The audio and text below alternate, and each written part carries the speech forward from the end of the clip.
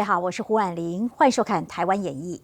关心台湾历史的人都记得，因为1894中日甲午战争签订《马关条约》，台湾澎湖因此被割让给日本。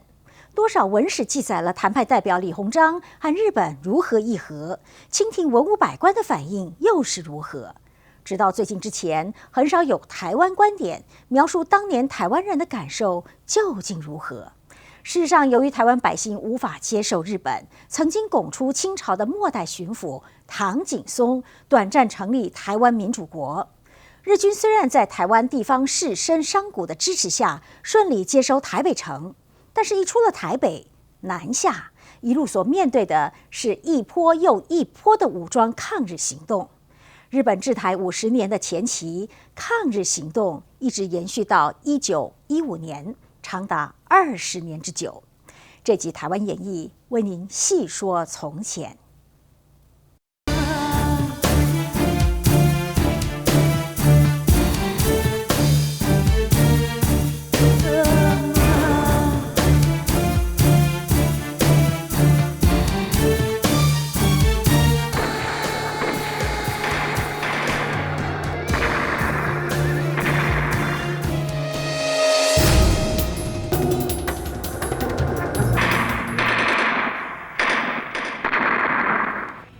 西元1894年7月25号，日军舰艇在朝鲜外海对清帝国运兵船发动突击，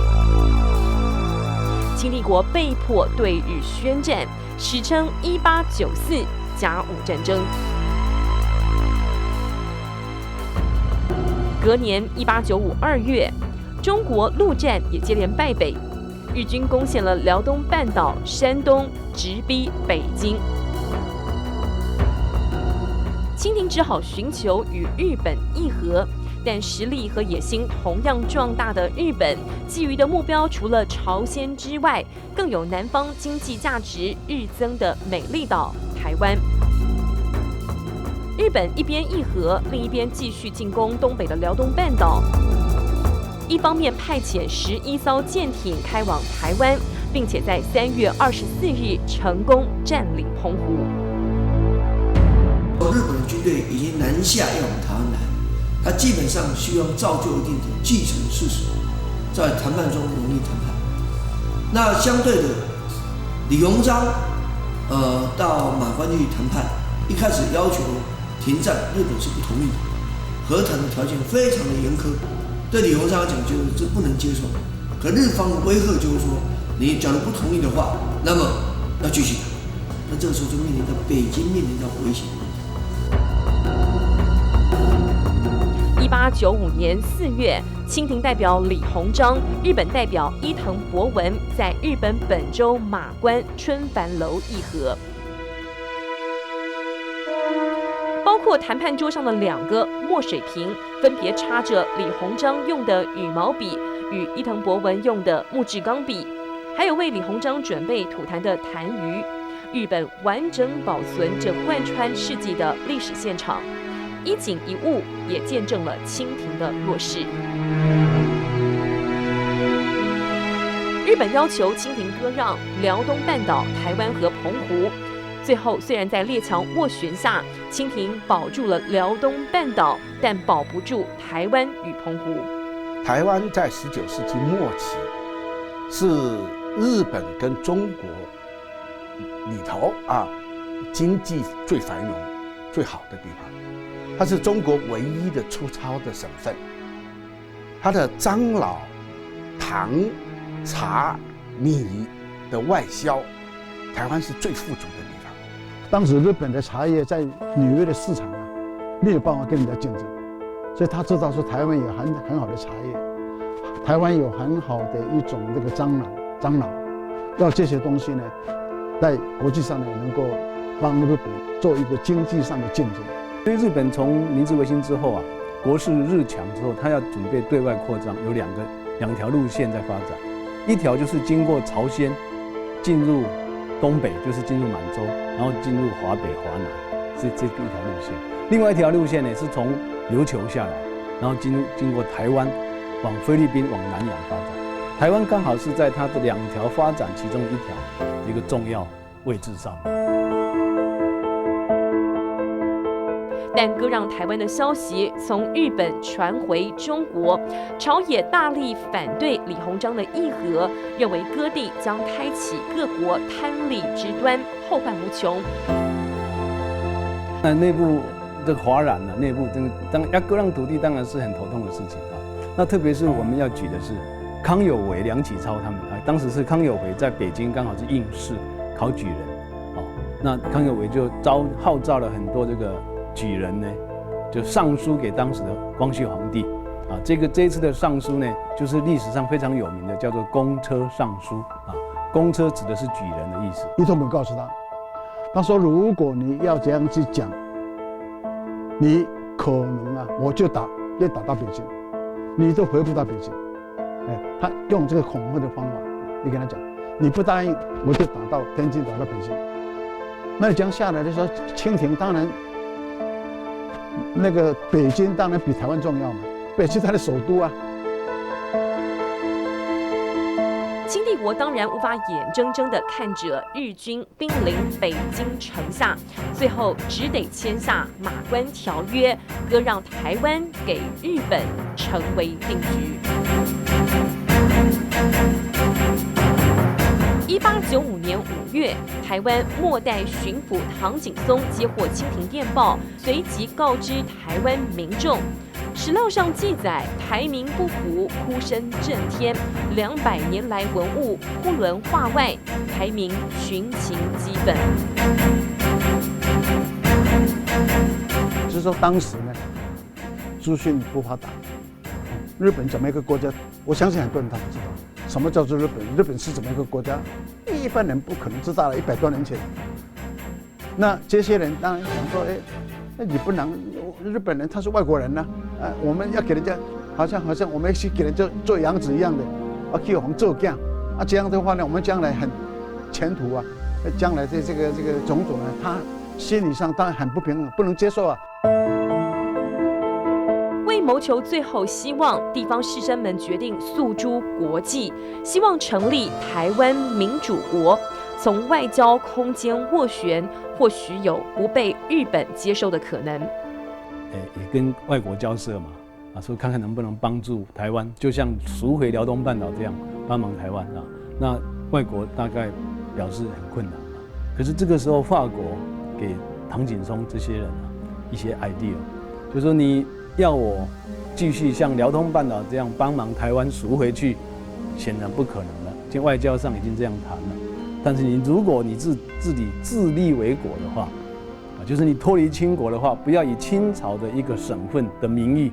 去抗日的话，那我们可以考虑，也许可以帮忙。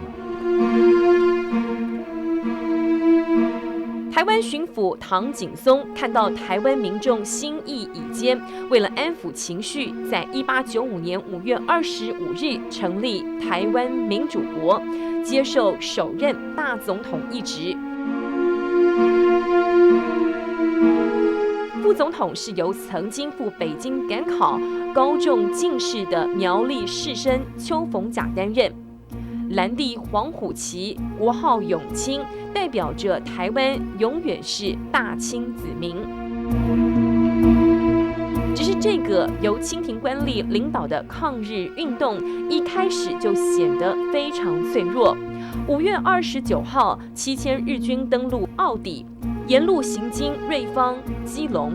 日本这支由北白川宫能久亲王所领导的近卫师团，训练精良，原本可以攻下北京城，却被天皇转派到台湾。唐景崧一听实力坚强的日军就要进入台北城，6月4号竟然化妆成老妇人，在淡水搭上德国军舰逃到中国厦门，成为史学家口中最短命的10日总统。真正的那些头呢，喊一喊，最后其实都跑了。就唐景崧号称台湾民主国总统，做了10天就跑掉了，还贿赂他的卫兵才让他出门的，然后就从淡水坐船就跑了。然后他跑了之后，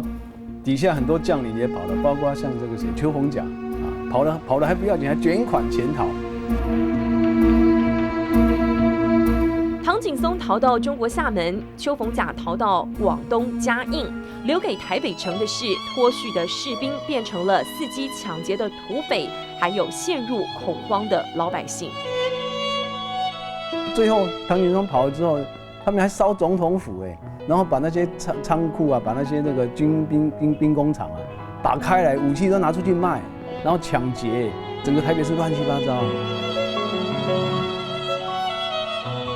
无政府的台北城让士绅与外侨决议，推举了当时从鹿港只身来到台北发展的辜显荣，引领日军进入台北城，让日本军顺利进驻。刚好辜显荣是在台北，辜显荣本来是鹿港人，辜显荣就这样来做生意。来做生意的时候，其实那时候没有钱的，鹿港人也很穷的，没有钱晚上都睡在那个卖猪肉的猪店内底嘛因为卖猪肉都是早上4、5点就卖了晚上那个杀猪肉的地方，当然有一块平板可以在那睡觉所以人家说你辜显荣去好了。对人说好我反正我一条也没有结婚，我一个人也没有钱，我就干脆我去了。引领日军进入台北城的辜显荣，那一年他29岁，出生鹿港，家贫，没有就学。有人说他之前是个小商人，也有人说他没有工作，是大稻埕茶行的临时工。不论如何，没有显赫家世的辜显荣从此发迹，事业飞黄腾达。这有好几种讲法，有几种讲法是说，大家商量的结果呢，就推派几个人去基隆跟日军交涉。那其中有一个是这个辜显荣那有一种讲法是说辜显荣自己要去但是第一种讲法就是推派几个代表要去基隆。结果呢，讲好隔天在哪里集合，结果隔天都没有人来，只有辜显荣自己来那就好你们不来，那我就自己去好了。所以后来辜显荣他是只身前往这个基隆，他在那个戏子的时候就碰到日军了就被拦住了。然后原先日军对他也不太放心这什么家伙来这里干嘛？以为是来刺探军情的嘛。所以后来就跟他这个查问那确定说他真的是有诚意要来引他们进入鹿城，所以后来就在辜显荣的引领之下，日军就进入台北城，不费一兵一卒一炮一弹，没有任何抵抗就进入台北。但他从此之后呢，日本就因为他引领日本进入台湾有功嘛，所以就开始重用他嘛。也要保良局局长当，而且他很多的专卖，因为当时台湾有烟或者樟脑或者说是这个盐我们吃的盐，或者是鸦片，就专卖给他，专卖一定赚钱嘛，只有我可以卖，你不能卖，但我赚钱嘛辜显荣当然就从贫穷变成台湾5大家族之一。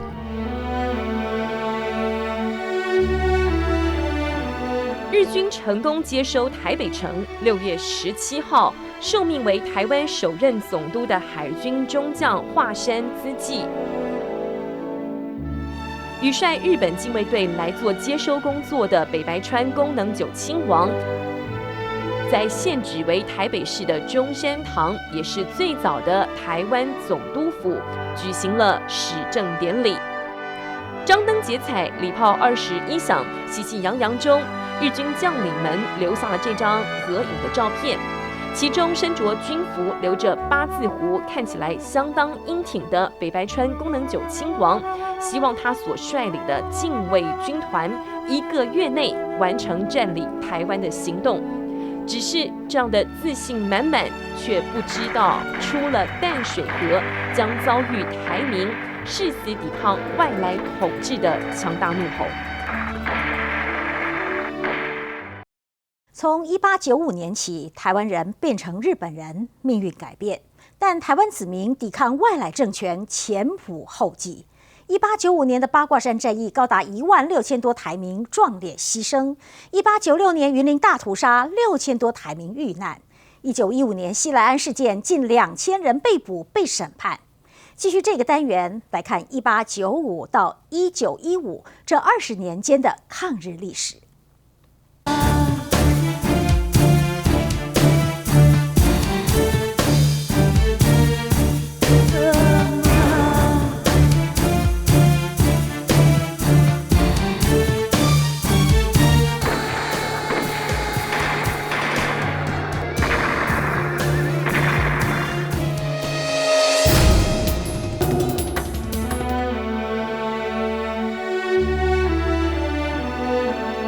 1895年6月，日本在台北城举行了殖民统治台湾的始政典礼。随即，能久亲王率领4000名禁卫师团南下。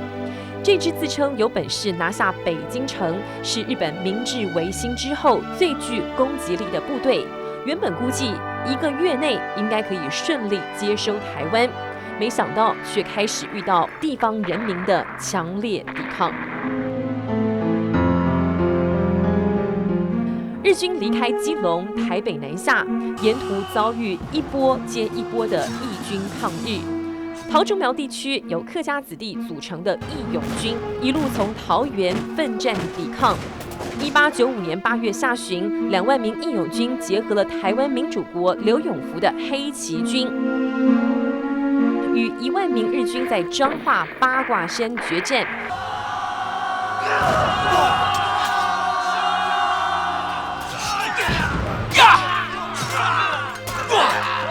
不过，抗日义勇军的兵力武器远不及日军，16000人壮烈牺牲战败。日军终于意识到台湾人民的激烈抗日，于是10月初加派了军队从屏东枋寮、嘉义布袋登陆，对台南3面夹攻。10月20号，坐镇台南府城的刘永福见大势已去，搭船前往厦门。21号，日军进入台南，终结了台湾民主国。而这一波抗日从6月中旬打了5个月之久，史上称为乙未之役。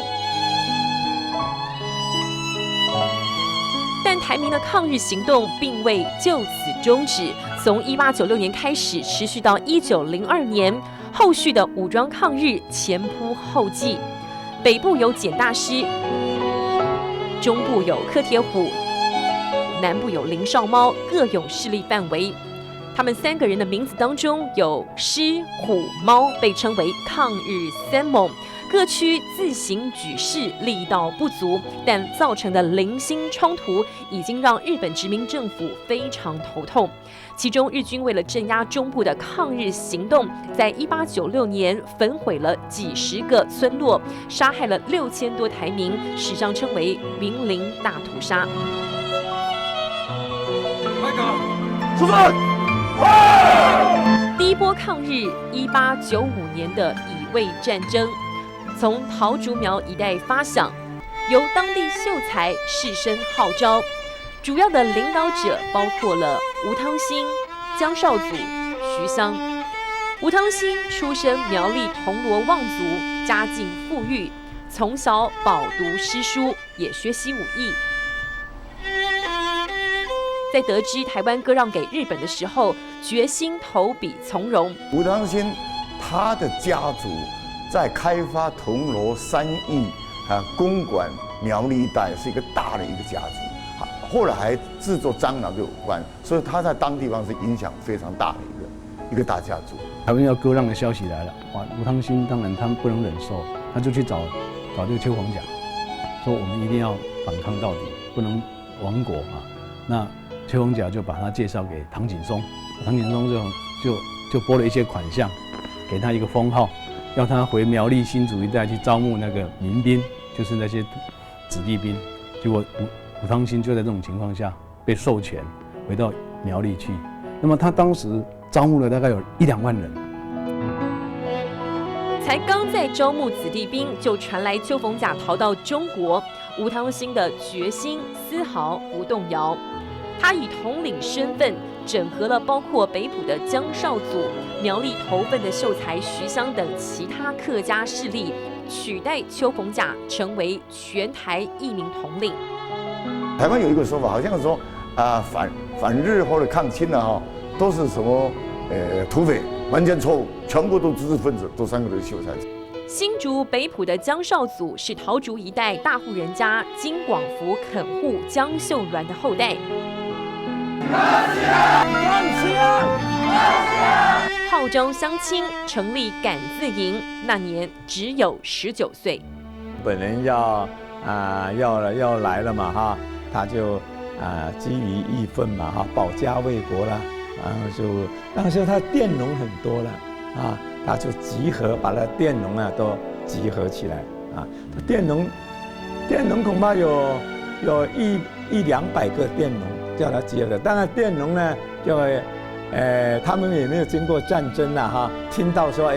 老东家老板啊要带他去这个抵抗异族、抵抗外来族，大家也是欣然就到。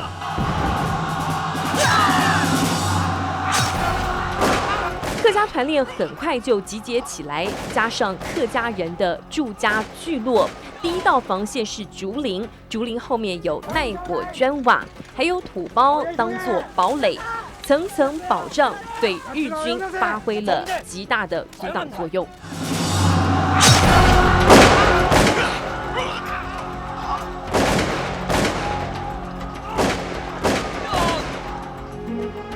丘陵地形在竹林里游击式的壮烈反抗，的确让日本人无法应付，也阻挡了日军南下的时间表。义勇军声势大好，也让更多扶老人、原住民甚至女性加入，让日军不得不请求日本内地大举增兵。那日本也受到一定的损伤，那所以因此日本它是后来慢慢就开始征兵。他不是原来那是近卫部队一直打，后来包括乃木系的部队被调了一部分来。他觉得台湾不行了，因为台湾抵抗太强了，想要卖啊。后来是决定中央政府决定不卖了啊，不卖原因就是说，那日本那么不容易拿到台湾作为海外第一个殖民地，那如果把它卖出去的话呢，那会给人家笑说日本没有殖民统治的能力。为了顺利接收台湾，日本政府除了增兵，日军也使出了无差别待遇战术，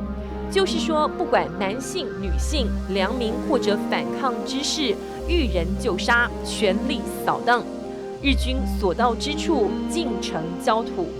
让义勇军的战场也从桃园退到了新竹。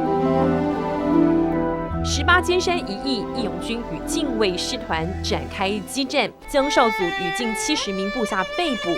日军想要知道他们之中谁是首领，江少祖的仆人挺身而出，代主被杀，江少祖无法接受，自杀而死。就江少祖这个堂厂的那个地下室里面躲在那边，指挥是江少祖嘛，所以他恨死了江少祖，就抓了60个人头，哪一个是江少祖？他一直问，连问3个都不知道，最后不知道都杀了嘛。那么这个消息传到躲在地下室的江少祖听到这个，他就要冲出去的时候被他挡掉，当天晚上是服毒而死。从6月中旬到8月，整整2个月，近卫军团在桃竹苗与义勇军周旋，好不容易才控制住局面。进入台中大肚溪流域，北台湾的吴汤兴、徐湘与台南的刘永福黑旗军集结在八卦山。在这里，桃竹苗地区的游击战已经随着地形结束，转成两军交锋的正规战。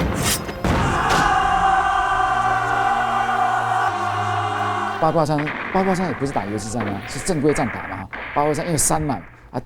就两军对峙来打。那两军对峙来打的话，日本人一定打赢啊，因为日本武器好啊，他有炮嘛哈。啊，台湾也没有炮啊，台湾只有刀，啊有的话是那种不进步的枪，啊当然打输日本人嘛。八卦山之役是乙未战争当中最为惨烈的战役，义勇军的竹竿、菜刀，毕竟不敌日本先进精良的枪炮弹药。吴汤兴、徐湘都在八卦山一役当中奋勇牺牲。日军继续往南进入嘉南平原与曾文溪。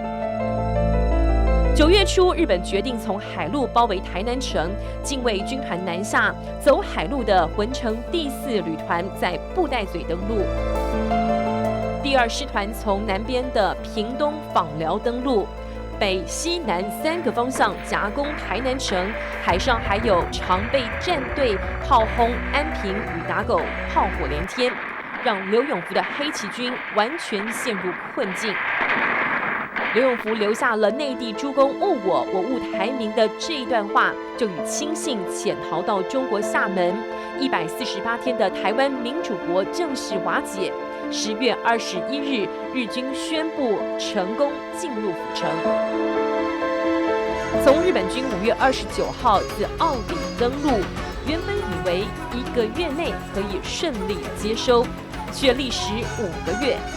这场台湾史上最大的乙未战争就此结束。隔年开始，扶老人为首的第2波武装抗日，包括了北部简大师、中部柯铁虎、南部林少猫，在明知不可为而为之的气氛下，依旧前仆后继地展开。简大师不愿意接受日本统治，加上亲人被杀，1895年12月开始在金山一带招募上千抗议人士起义，不时突击日本驻军，时间长达3年。1899年，不生其扰的日本军决定对他围捕。简大师就是兵败就逃回清国。对他来讲，他认为说他是清国的，可以说是子民嘛，来对抗日本的统治。而问题是，1897年根据甲午战争，那个台湾人等于做了国籍选择，在理论上，简大师被认定是作为日本国的国民。那因此，他虽然逃回大清帝国，但是终究被引渡给日方，最后被杀害。中部的柯铁虎，1896年开始，在目前是云林南投交界处的铁国山集结数千抗日军。1896年12月，日本决心扫荡柯铁虎所率领的抗日军，用大炮炮轰铁国山基地。柯铁虎为首的抗日军就因此化整为零，逃到山里。日军使用武力不成，改用归降手段，派辜显荣劝柯铁虎归顺。那柯铁虎，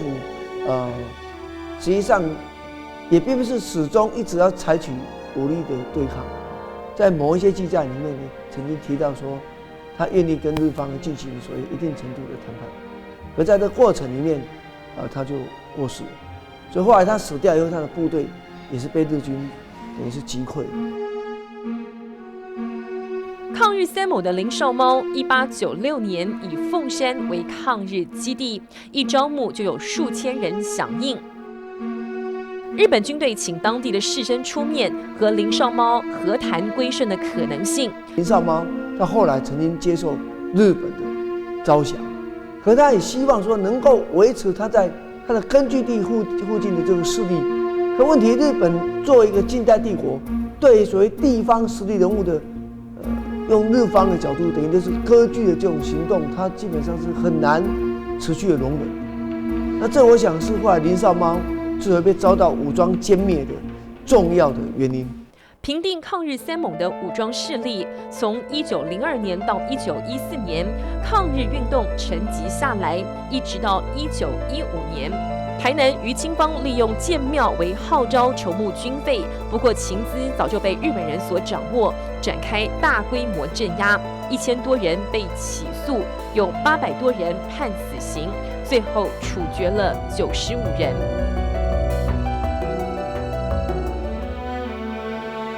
自此，汉人武装抗日告一段落。之后，除了1930年原住民莫纳鲁道的雾社事件，武装抗日行动开始转向蒋渭水、林献堂等知识分子式的非武装抗日。这些都是台湾人反对外来政权，或者争取台湾人高度自治，用生命写下一页页的悲壮历史。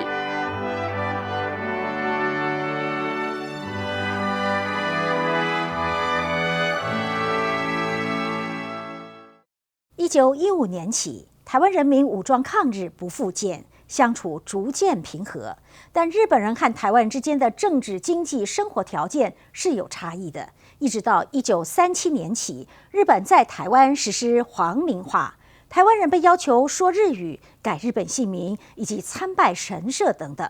继续这个单元，我们来看皇民化阶段。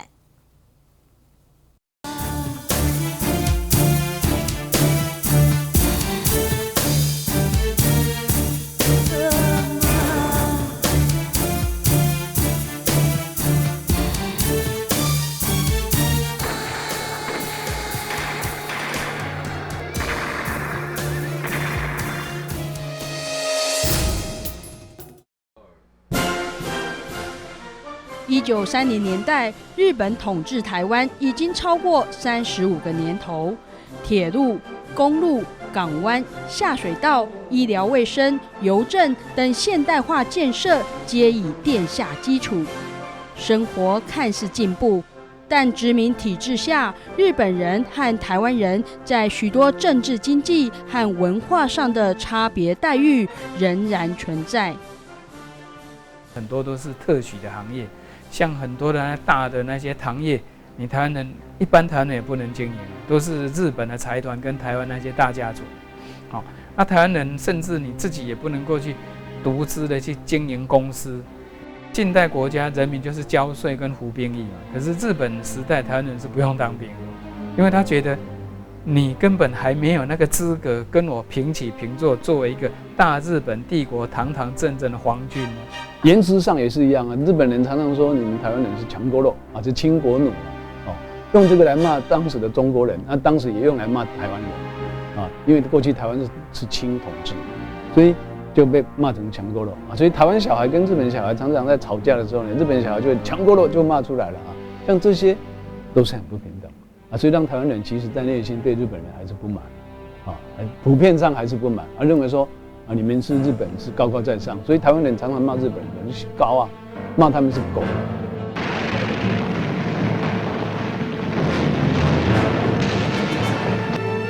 1937年7月，日本帝国向中国发动全面侵略战争。这场战争也改变了日本治台的策略。由于日本人担心在中日战争中台湾人心向中国，于是第17任台湾总督小林纪造任内推动皇民化运动，目的是要改变台湾人成为皇民。所谓皇民化就是一种极尽的同化政策，好，那这种极尽的把一个异民族或者是跟自己文化差异很大的不同的族群，把它试图用一个强制的官方由上而下的手法，把它同化为跟自己同一个民族的这种手法的一种政策。以前的武士道的精神，在江户幕府时代的武士道精神也继续延续下来，因为武士道精神里面就有对于忠君这些东西，它也是延续到这个就是后来的天皇这个制度里面所以所有的国民都应该对这一个天皇效忠。皇民化运动分为2个阶段，第一阶段是1937年公布《国民精神总动员实施纲要》，重点之一包括各地方政府可透过全民广播体操、军歌吟诗交唱来提升民众士气。地方青年团受训时，吃饭前都要感谢天地和日本天皇。对台湾所谓的这个皇民化运动，其实事实上是军事目标，就是因为1930年他们发动这种军事的扩张，然后逐渐物资需求越来越强，他们也后来在这个军事人力的动员也逐渐需要，比如说包括后勤的工作，好，然后甚至后来已经需要，甚至某种程度要投入战场，所以这个时候他们就开始改变，说要努力的进一步把台湾人更做一种精神的改造，更愿意为这个皇国来牺牲奉献，甚至包括走向战场。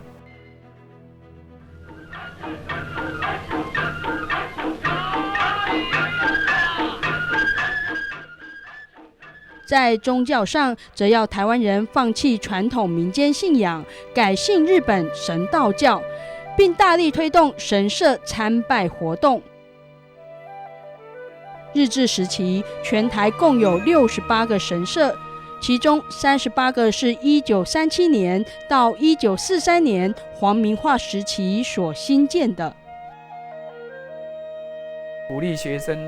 常常要去神社拜拜，甚至到后来鼓励说结婚仪式到神社前面去。我们现在台湾可以找到好多那些人就穿着结婚礼服在神社鸟居前面拍照。战争到后期，真的日本人不让我们台湾人拜台湾的什么拜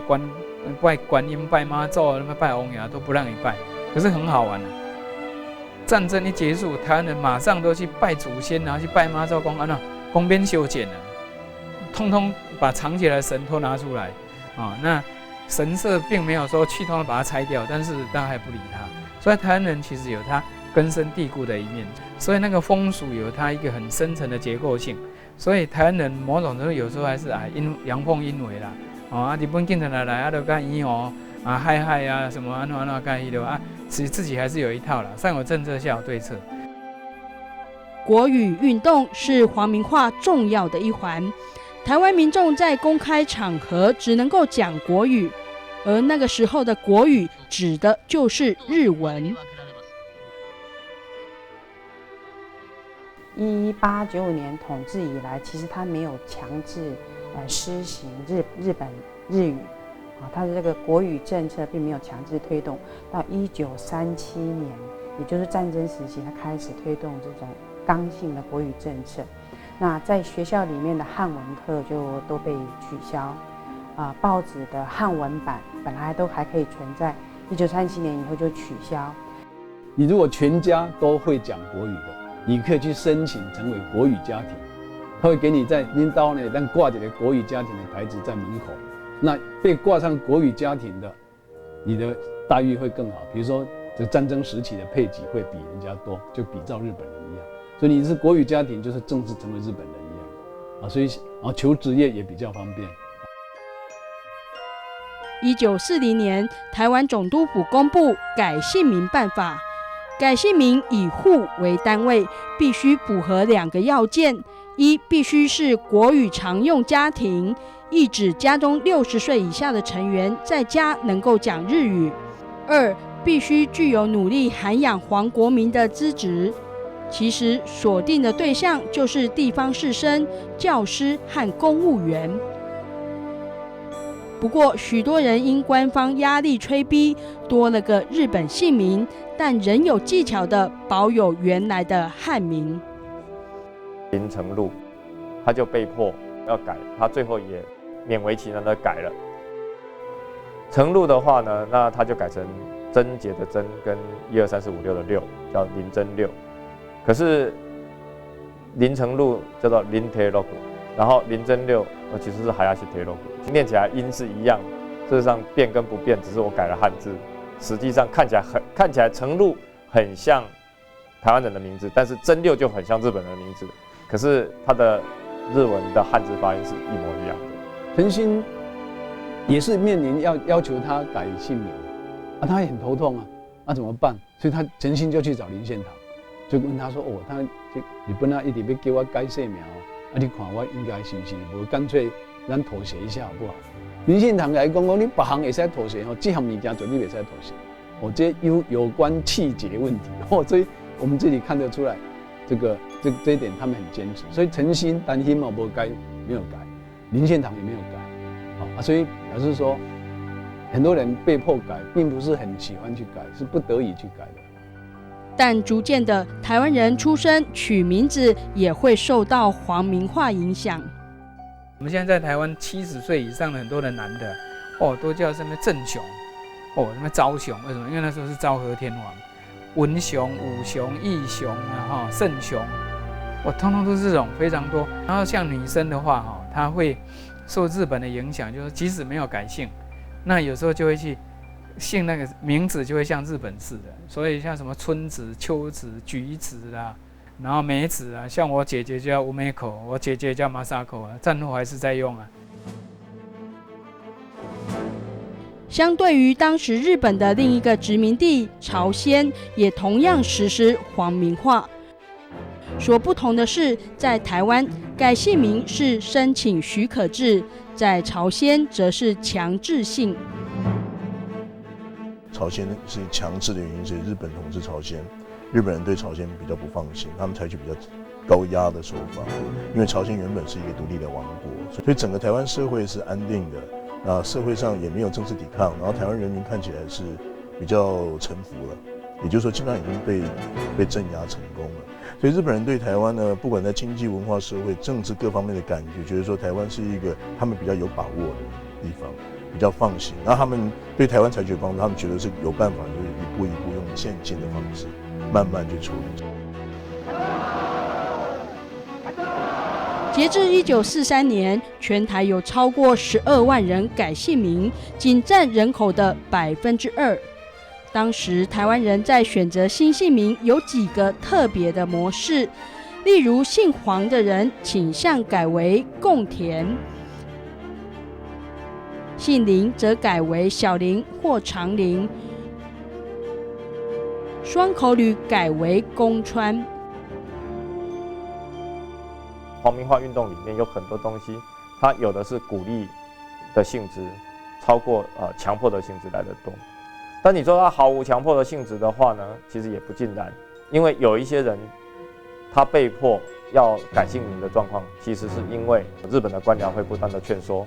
然后他们会形成一种好像一个社会的压力，然后让你不得不就是说好像最后勉为其难的就接受了这个状态，然后那就去改。因为你可以让它配给增加，你可以让它让它具有鼓励的性质。改姓名是不能够显示一个人到底对于他的民族立场的坚定与否这件事。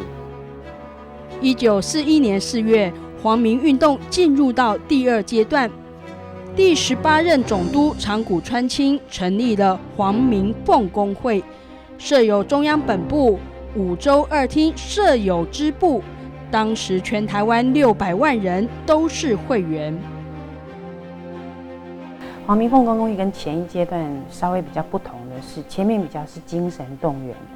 在精神上让台湾人更像日本人，皇民化感受皇国的恩泽然后对他产生向心力，那是精神层面的。到1941年就是进入这个日常生活的组织化。或是经济各方面的资源的配合譬如说呢去推动民间的储蓄运动现金报国运动。那到战争末期的，因为那个金属的缺乏，动员民众呢去做铜铁的供出像这些活动或是说组织这个宣讲队去鼓励灭私奉公的精神像这些都是皇民奉公会在从事的工作。总督府也积极网罗台湾各地的社会精英，成为皇民奉公会的干部，像是林献堂、杜聪明等人。不过昔日他们是反帝的民主先驱，如今在皇民化的环境下，该如何自处？举林献堂来看，林献堂后来被拉去当那个皇民奉公会的委员嘛，他也不喜欢然后甚至还作为贵族院的议员嘛，但也不喜欢他日记上都写说我心已冷除了这一个消极的无奈的抵抗无奈的接受这一面之外，其实台湾的知识分子对于皇民化的其实他们不完全是那么消极了，利用这个生活改善运动，或者是部落振兴运动里面的某一些这些条项的空间，去进行自己的社会的改革。所以在他们 local 推动，比方说废止这种聘金或者是建设浴室或者是厕所改善农村的卫生条件。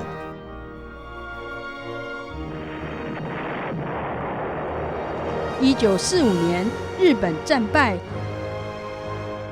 历时8年的皇民化宣告终止。台湾人接下来面对的是更剧烈的变化，影响更深、更远的中国化。无论是1895年起成为日本人，或是1945年起改纳中华民国，历次关键的改变都是国家间的决议，台湾子民没有智慧的余地。但是在日本人眼中，台民是清国奴。作家钟理和作品记录了台民在中国是被骂汉奸、皇民。这段期间，台民确实没有获得足够的尊重。我是胡婉玲，这期《台湾演义》介绍到这里，谢谢您的收看，我们再会。